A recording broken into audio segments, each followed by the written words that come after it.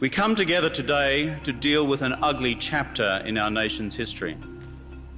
And we come together today to offer our nation's apology.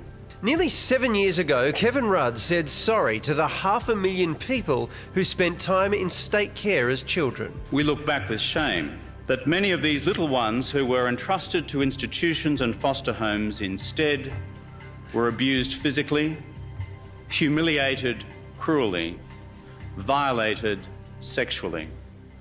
Gerard McLaughlin was aged 14 and skipping school when the government took him from his mother. She was told that this was the best thing for me, that I was too angry, too uncontrollable, that she couldn't control me at home, that I needed a male role model and, you know, a stable sort of environment and this, that and the other. Confused and angry, he was lied to by government welfare workers. I didn't understand it at all, and when I asked why, I was told that, well, Mum didn't want me at home anymore. All her life has been for her children, you know. She's the best mother you could hope for. The lie sent Gerard down a self-destructive path of homelessness and criminal offending that stretched into adulthood. Well, I kept running away, you know, and that was the big trigger to everything else, the being on the streets, the crime, you know, and yeah, the in and out of the boys' homes and courts and things like that. In the grip of addiction, Gerard developed a lengthy criminal history, but he wasn't born in Australia, and like half a dozen forgotten Australians the project has spoken to, the government has tried to deport him because of laws that strip non-citizens of their visas when they commit crimes.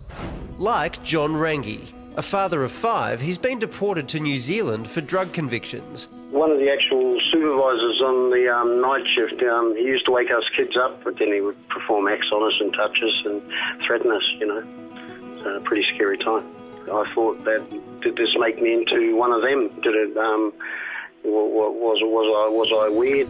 And Michelle Whitehouse. She has Australian family dating back to 1840 and has been in detention for 15 months for a 12-month marijuana conviction. The government is trying to deport her to the UK.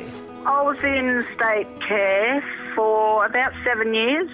I'm going to the Royal Commission because I feel that they should be made aware of what happened to me. I have lived with it for 50 years and I think I need to get it out. Like Michelle, Gerard is planning on telling the Royal Commission about abuse he suffered. I never really wanted to tell anyone either. Still don't. This is for the other guys that are still in detention. All were abused as children in care, but none were born here, and despite the government once apologising for their treatment, their visas have been cancelled automatically for crimes including driving and drug offences.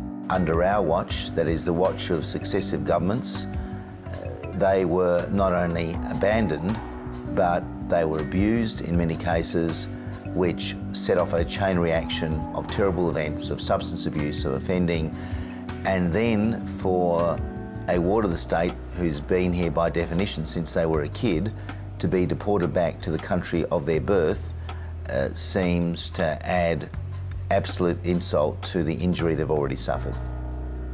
Substance abuse is common for forgotten Australians and they're disproportionately represented in jails and, according to Gerard, in detention. There was lots of guys exactly like me, wards of the state, grown up in state care, fostered, whatever, petty crime. Yeah, lots and lots. He's one of the lucky ones. He got his visa back after 6 months in detention, but the experience has left him scarred. Yeah, 10 of them came in at about 5 o'clock in the morning with a video camera and handcuffs. And I spent the next 13 hours in handcuffs and in a plane getting flown all around Australia and eventually landed at Christmas Island. Nearly 7 years ago, delivering his own apology, then opposition leader Malcolm Turnbull broke down. Excuse me.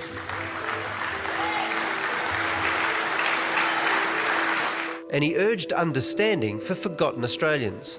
We must also be unstinting in our profound sympathy, compassion, respect and understanding for those for whom the scars inflicted by years of trauma may never heal. But for those his government is trying to deport, they're hollow words. An apology, to me, it means you're sorry, but above all else, it means you'll never do it again. That's what an apology is.